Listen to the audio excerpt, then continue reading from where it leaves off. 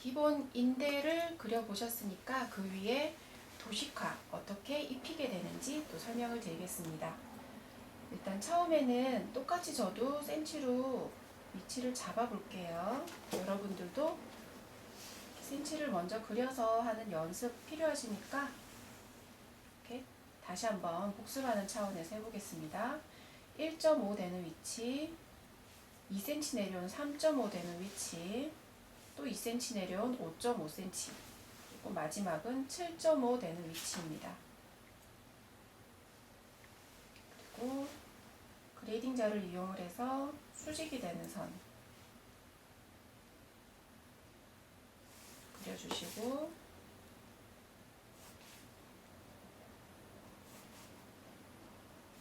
기본 박스를 이렇게 그리시고요.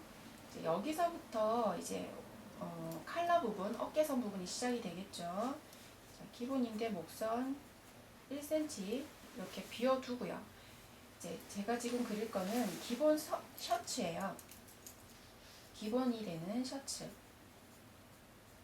남방 셔츠 같은 느낌인데, 일단 목둘레선 약간 곡선이 되게 그리고요. 칼라가 내려오는 선, 그리고 칼라를 이제 뒤에서 앞으로 넘어오는 칼라선, 서로 선이 붙지 않도록 띄워서 곡선을 자연스럽게 그린다라고 말씀드렸습니다. 여러분들이 그리실 때 또 유념을 하셔야 될 게 각각의 센치를 생각을 하고 그리셔야 돼요.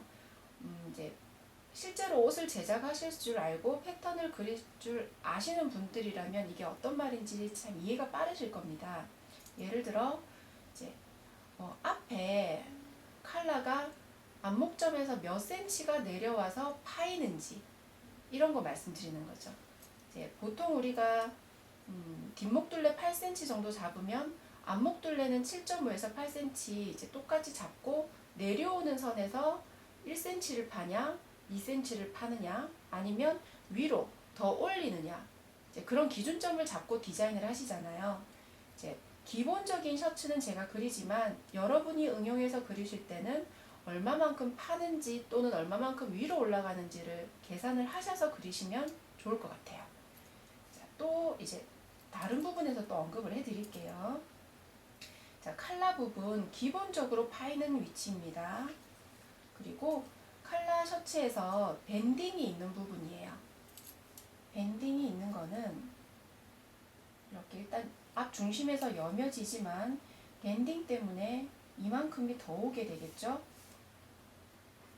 이만큼이 더 와서 앞 중심선에서 여밈이 되는 게 아니라 겹친 분량이 대략 한 2cm 정도를 보통 잡으니까 밖으로 더 나온 선에서 겹친 분량만큼 선을 내려주시는 거예요. 그럼 칼라가 꺾여서 내려가는 부분은 앞 중심선부터 시작합니다. 이렇게. 반대편도 이렇게. 그럼 이 부분은 밴드가 들어가는 부분이겠죠. 마찬가지로 뒷목선에도 밴드가 똑같은 굵기로 뒤에가 들어가는 거예요. 이해되셨을까요? 자, 밴드가 없는 셔츠라면 여기가 없겠죠. 이제 밴드가 있고 없고의 차이는 이렇게 뒤에도 밴드를 그리시고 앞에도 밴드선을 그리시고 단추를 그릴 때 보통 셔츠 단추는 세로선에 단추 구멍을 보통 씁니다. 근데 밴드 쪽에 있는 단추는 가로선에 단추 구멍을 쓰는 거죠. 그렇게 해서도 구분을 지어 주시면 돼요. 자, 한번 그려볼게요. 칼라. 저는 끝을 약간 둥글렸습니다. 이것도 각이지게 그리실 분, 이제 그리는 디자인이라면 각지게 그려주시면 되고요. 어깨선 내릴 때 칼라 끝에서 바로 연결하지 말고 살짝 내려온 선에서 내려주시면 입체감 있게 그려진다고 말씀드렸어요. 자, 어깨선도 셔츠의 어깨 넓이를 일반적인 인대의 크기의 38cm 어깨폭을 하시면 이 정도 똑같은 선에서 잘라주시면 되고, 이거보다 1cm를 깎는 경우도 있고 또 바깥으로 더 늘리는 경우도 있으니까 이제 그건 디자인에 따라서 여러분들이 수정을 하시면 됩니다. 저는 똑같은 선에서 진동선을 잡았어요. 그리고 이 셔츠는 약간은 몸에 밀착이 되는 셔츠예요. 그럼 진동선 그려주시고 허리선 약간 넣어주시고요. 이렇게.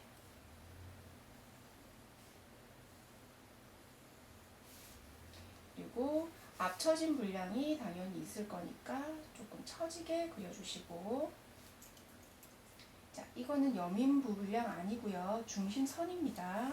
여민 분량은 다른 선, 이제 좌우 대칭되는 굵기의 선이 하나 더 있어야 되겠죠. 이렇게 앞 중심선 정확한 위치에 단추가 놓이게 될 거고요.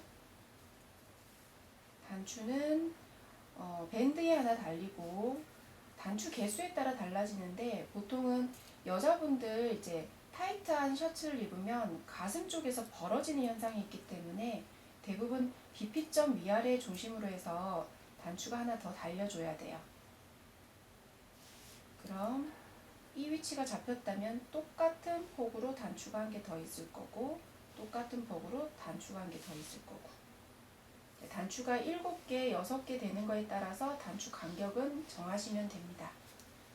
자, 여민 부분이니까 입체감 있게 약간 뒤쪽으로 해서 나머지 선을 그려주시고요.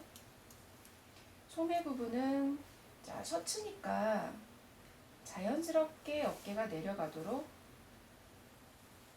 그리고 여기를 볼록하게 그리시면 전체적으로 이렇게 품이 크게 느껴져요. 그래서 여기는 자연스럽게 떨어지도록, 그리고 여기서부터는 거의 일자가 되도록, 그리고 반대편은 좀 더 자연스럽게 하기 위해서 약간의 굴곡을 넣어주시고, 이렇게 해서 칼라 커프스가 있는 칼라를 해볼게요.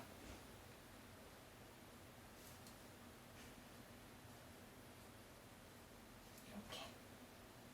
자, 여러분들 이제 하실 때 이제 소매 길이를 정하실 때 또 유념하셔야 될 부분 말씀드리면, 자켓 길이, 그러니까 셔츠 길이가 이제 지정이 될 거고 소매 길이가 지정이 될 겁니다.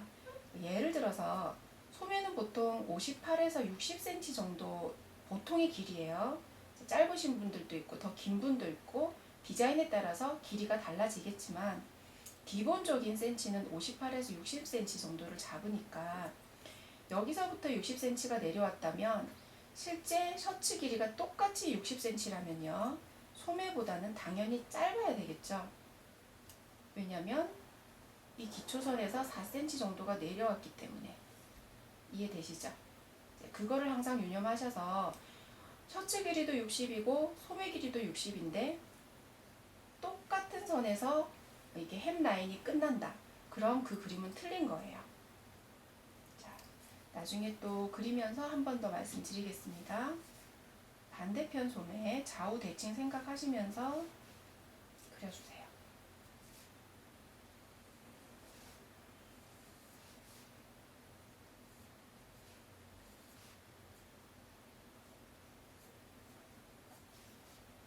자, 이렇게 표현을 할 수 있고, 주머니 위치도 한번 잡아보고요.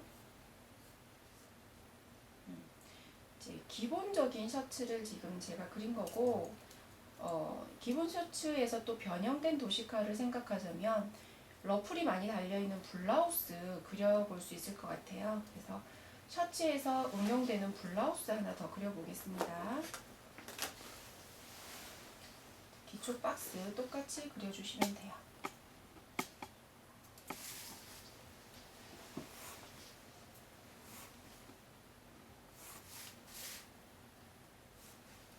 자, 이미 왼쪽에 그려놓은 박스가 있기 때문에 그 선을 연장해서 그리시면 더 빨리 그리실 수가 있습니다. 자, 러플이 있는 블라우스는요, 일단 제가 상상을 한 디자인은 차이나 칼라처럼 목은 이렇게 스탠드 분이 있어요.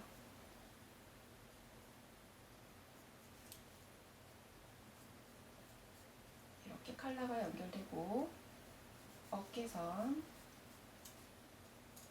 그리고 진동선.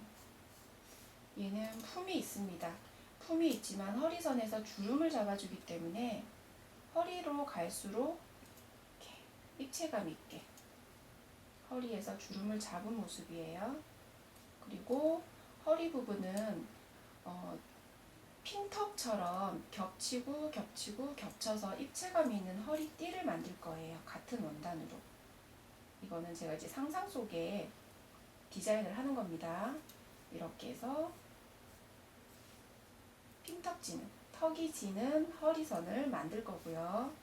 이 아래쪽으로 러플이 많이 지는 이제 뭐 부드러운 원단이겠죠. 이제 보통 시폰 소재를 사용한다든지 얇은 공단을 쓴다든지 러플이 지는 디자인을 넣을 거예요. 자, 그럼 여기서부터 한번 중심에서부터 그려보겠습니다. 중심이 되는 곳에 단추가 달릴 텐데 좌우로 여기도 러플이 질 거예요. 그럼 중심이 되는 곳을 좌우로 해서 여민 부분을 만들어 볼게요.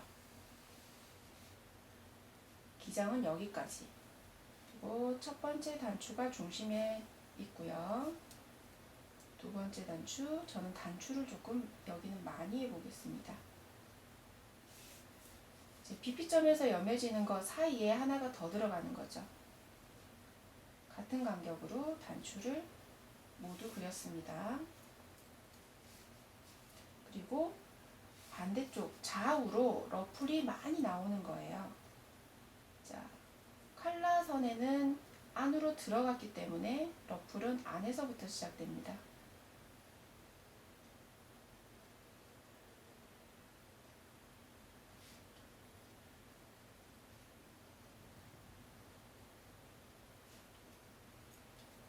반대편도 기초선을 먼저 그려놓고 그냥 나왔다가